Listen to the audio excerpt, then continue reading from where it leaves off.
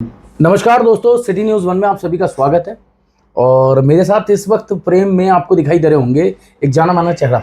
हालांकि व्यक्तित्व किसी परिचय का मोहताज नहीं है, फिर भी मैं आपको बताते चलूं कि हमारे साथ प्रेम में हैं अरुण शुक्ला किन्नू जी। और लगातार जैसे कि सरगर्मियां तेज़ हैं निकाय चुनाव को लेकर के कई दावेदारियां पेश की गई हैं। कई कांग्रेस की तरफ से चेहरे इस वक्त दिखाई दे रहे हैं, लेकिन प्रबल दावेदारी की बात अगर मैं कर दूं तो प्रबल दावेदारी के रूप में दो नाम इस वक्त जो है चर्चाओं में है। पहला नाम जो है खुद अरुण शुक्ला किन्नू जी का आता है और दूसरे नाम पे राजेश प्रताप सिंह को जो है स्थानीय निकाय चुनाव के इस मैदान में देखा जाता है। परंतु एक बड़ा सवाल, चूंकि हम यहाँ आज अगर उनसे तारुफ करने पहुँचे हैं तो एक बड़ा सवाल ये है कि राजेश प्रताप सिंह तो मैदान में दिखाई दे रहे हैं, लेकिन अरुण शुक्ला किन्नू बाबा लंबे समय से लोगों से मेलजोल कम करते हुए दिखाई दे रहे हैं। तो हमारा पहला सवाल किन्नू भाई यही होगा कि राजनीति में कहा जाता है जो सक्रिय है वो मैदान में है।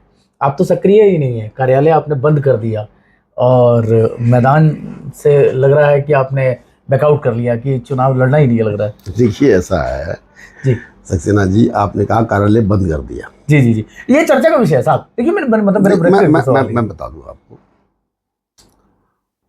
वैसे तो ये बात कैमरे के सामने नहीं बोलनी चाहिए क्योंकि किसी की प्रॉपर्टी है, उसकी बदनामी नहीं करनी चाहिए।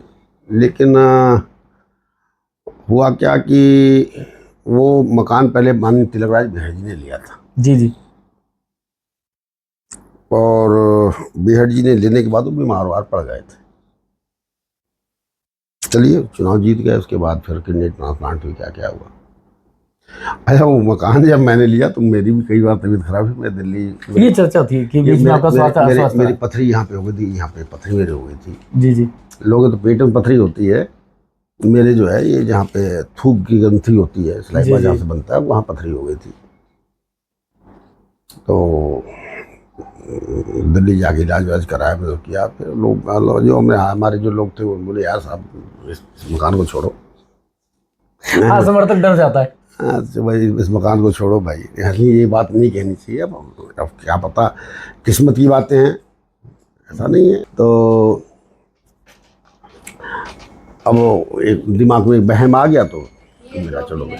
हालांकि ऐसी कोई बात नहीं है, वहाँ बहुत लोग रहे। आज से मकान वो नहीं बना हुआ, बहुत पहले का बना हुआ है। और किसी की प्रॉपर्टी के बारे में उसे क्यों बदनाम करूँ। तो आप रही बात कार्यालय बंद करने की, तो उसकी ये इस कारण था। दूसरा, आप कह रहे हो आप सक्रिय नहीं हो। जी, ये मेरा सवाल नहीं है, ये आम जनमानस का सवाल है। आम जनमानस आपके मुझे लगता है जो कार्यकर्ता हैं वो स्वयं भी इस संशय में नहीं। देखिए सच्चाई तो देखिए ये है, हर आदमी का अपना अपना काम करने का तरीका होता है। हर आदमी का अपना अपना काम करने का तरीका होता है। और जहाँ तक अगर मैं आपको बता दूँ तो अलग, आप कह रहे हैं सरगर्मियाँ बढ़ी हुई हैं, तारीख पे तारीख पड़ रही है, आप कह रहे हैं, लेकिन मेरा पूरा विश्वास है ये चुनाव 2027 की बात हुआ, विधानसभा चुनाव की बात हुआ। क्योंकि भारतीय जनता पार्टी की सरकार है और कोई न कोई रास्ता निकाल करके इसको ले जाएगी। कोई भी राजनीतिक दल बड़े चुनाव से पहले छोटा चुनाव नहीं कराता। राजनीतिक आदमी का एक लंबा अनुभव है। चलिए, आप कह रहे हो कि आप गायब हो, ऐसा नहीं है यार। मैं जो है अपने हर कार्यकर्ताओं के सुख में दुख में जहाँ भी आवश्यकता लोग बुलाते हैं, जहाँ जाता हूँ आता हूँ। जहाँ कांग्रेस पार्टी कार्यक्रम होते हैं वहाँ जाता हूँ, लोगों के सुख दुख में जाता हूँ। और किच्छा नगर पालिका कोई मेरे लिए कोई बहुत बड़ा लंबा चौड़ा क्षेत्र थोड़ी है। सारे लोग क्या नाम है मिलने जुलने वाले हैं और सबके सुख में दुख में आना जाना हरदम लगा रहता है। और बाकी अब मैं झंडा लेके खामखाई दौड़ता रहा हूँ कि साहब मैं नगर पालिका चुनाव लड़ूंगा, तो उससे थोड़ी चुनाव होता है भाई। हर गली मोहल्ले में अपने पास अपने कार्यकर्ता हैं, अपने लोग हैं, अपने समर्थक हैं। जिस दिन चुनाव सरकार डिक्लेयर कर देगी उस दिन हम बाहर आ जाएंगे, दिखाई पड़ जाएगा कौन है क्या है। और रही बात दावेदारों की, तो दावेदार आपने गलत कहा है। ये हम दो ही दावेदार नहीं, नहीं महत्वपूर्ण आप चीज़- नहीं मैं- ना ना ना मैं- ना मैं ना अपने सवाल को क्लियर कर देता नहीं नहीं, आपने मुझसे ये कहा कि दो नाम है, दो नाम नहीं है, हूं। प्रखर नाम दो। नहीं, गलत बात है। हमारी कांग्रेस पार्टी के अंदर दसियों पंद्रहों कार्यकर्ता ऐसे हैं जिनके अंदर क्षमतावान है, जिनके अंदर क्षमता है चुनाव लड़ने की। वो तो अलग बात है कि देखो, चुनाव तो एक आदमी लड़ता है, चुनाव एक आदमी लड़ता है। लोकतंत्र में हर आदमी को अधिकार होता है कि और जिस पार्टी के अंदर वो काम कर रहा है, अपनी पार्टी से कोई चुनाव आता है, अगर उसके सक्षम है वो, तो उसकी टिकट मांगे और चुनाव, वो पार्टी का काम है ना, पार्टी तय करेगी किसे चुनाव किसे लड़ाना है। लेकिन आप नहीं, मुझसे बहुत ज्यादा अच्छे अच्छे लोग, मैं आपको मुझसे और जो दूसरा नाम लिया उनसे भी बहुत ज्यादा अच्छे अच्छे लोग मैं कांग्रेस पार्टी के अंदर, इस नगर के अंदर हैं, नगर पालिका के अंदर, जो कांग्रेस का झंडा लेके घूम रहे हैं, एक जमाने से लेके घूम रहे हैं। और हमसे और जो दूसरा नाम लिया है, उन दोनों से ज्यादा प्रबल दावेदार हैं, ज्यादा मजबूत लोग हैं। ऐसी ये कहना गलत बात है। मैं अपने सवाल को और क्लियर कर देता हूँ। देखिए, अगर सीट सामान्य होती है तो सवाल ये था कि सीट सामान्य होने पर दो दावेदार हैं, अरुण शुक्ला किन्नू, नहीं, कई दावेदार हैं, प्रताप सिंह, ओम प्रकाश धुआ नहीं, इस सूची में, मैं आपको क्लियर कर देता हूँ, इस सूची में ओम प्रकाश धुआ जी को भी रखा गया है। हालांकि उनकी सक्रिय, गुलशन सिंधी नहीं है, जीवन जोशी नहीं है, उनकी नहीं, और क्या बबलू चौधरी नगर अध्यक्ष हैं, वो ओबीसी नहीं, सामान्य भी लड़ सकते हैं। कैसी बात कर रहे हैं आप? किसने कहा कि नहीं लड़ सकते सामान्य? सामान्य लड़ सकते हैं, लेकिन नहीं, पार्टी का नहीं, कुछ नहीं, कोरम चलता है। ओबीसी सीट पे ओबीसी और भी अभी तो बहुत लंबी सूची है, अभी बहुत लंबी सूची है। अक्षय बाबा भी दावेदारी कर रहे हैं, और भी लोग हैं। अच्छे बाबा जो है उसने काम किया नगर के अंदर, उसके बाद जो टीम है यूथ की, किसी के पास नहीं होगी, तो ये कहना गलत है। हाँ, ये अलग बात है कि हाँ भाई, चुनाव, राजनीतिक आदमी हूँ, मुझे भी लड़ने की इच्छा है, लेकिन मुझसे ज्यादा प्रबल दावेदार यहाँ पे हैं और मुझसे ज्यादा अच्छे योग्य लोग हैं। वो तो पार्टी जिसे तय करेगी वो लड़ेगा। अरुण शुक्ला किन्नू को टिकट नहीं मिलता है, क्या पार्टी समर्थक आपके किसी और प्रत्याशी पे समर्थन दिखाएंगे या विरोध में दर्ज करते नजर आएंगे? ग्रामीण क्षेत्र से आते हैं, उनका क्षेत्र ग्रामीण है, ताकि वो शहरी हैं। ये सवाल कई पत्रकारों ने भी किया, कई पार्टी कोरम पे भी उठाए गए। इसको लेकर के क्या करेंगे फिर? देखिए, आपकी अगला कदम क्या होगा उसमें? देखिए, अब जो आप कहते हैं कि मैं बाहरी हूँ, मैं शहर का नहीं, तो एक चीज बता दूं, मैं आज 30-35 साल हो गया किच्छा में व्यापार कर रहा हूँ, और किच्छा के छोटे से लेके बड़े दुकानदार मुझसे जुड़े हुए हैं, पहली चीज। दूसरी बात, राजनीतिक दृष्टिकोण से अगर बात करता हूं, अगर मैं, तो मैं 96 में ब्लॉक प्रमुख बन गया था, 26 साल की उम्र में। उसके बाद मेरी पत्नी भी ज्येष्ठ ब्लॉक प्रमुख रही। मैंने मेजर सिंह को ब्लॉक प्रमुख बनाया, दर्शन कोहली को ब्लॉक प्रमुख बनाया, दलजीत सिंह को ब्लॉक प्रमुख बनाया, और 96 से लेके आज तक मैं ग्रामीण क्षेत्रों की राजनीति करता हूँ। तो ऐसा कोई गांव नहीं है जिसके अंदर हमारी टीम नहीं, हमारे लोग नहीं। और किच्छा नगर पालिका के साथ जो जितने बड़े गांव जुड़े हैं, चाहे वो बंडिया हो गया, किशनपुर हो गया, चाहे भूड़ा हो गया, देवरिया हो गया, चुटकी देवरिया हो गया, आज़ाद नगर हो गया, सिरोली कला हो गया, यहाँ पे हमारे 96 से इन गाँव की मैं राजनीति कर रहा हूँ। 96 से 30-35 साल से यहाँ पे शहर के अंदर व्यापार कर रहा हूँ। शायद सक्सेना जी आपको मालूम हो ना मालूम, आप तो छोटे रहे होंगे, मैं कक्षा 6 से लेकर के और 10 तक मैं किच्छा जनता इंटर कॉलेज का छात्र रहा हूँ। और मेरे बचपन के यार दोस्त, हर गली मोहल्ले मेरे बचपन के यार दोस्त बैठे हुए हैं। बाकी तो आप कहते हो कि मैं बाहर का हूँ, तो मैं तो सवेरे 8 बजे आ जाता हूँ और 7 बजे जाता हूँ, किच्छा से बाहर निकलता हूँ। आज 30-35 साल से मेरा ये रूटीन है।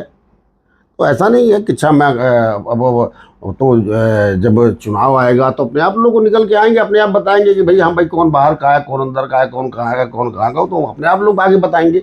लेकिन आप ये कह रहे हो कि आप बाहर के हो, तो मैं जो है इस किच्छा की जो राजनीतिक रूप से भी